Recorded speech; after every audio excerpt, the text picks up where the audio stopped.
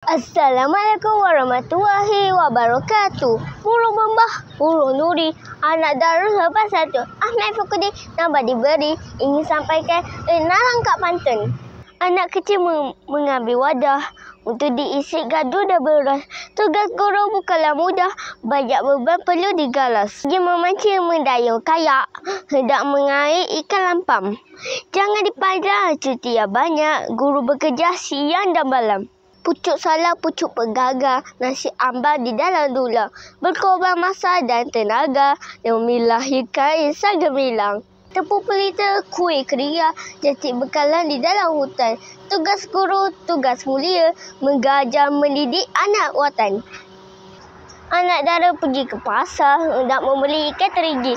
Jangan dipandang gaji yang besar, banyak perkara dibayar sendiri. Anak turuna pergi ke pekan, hendak membeli pakari. Guru memacu reformasi pendidikan, melahirkan generasi pintar bestari. Kami ingin mengucapkan selamat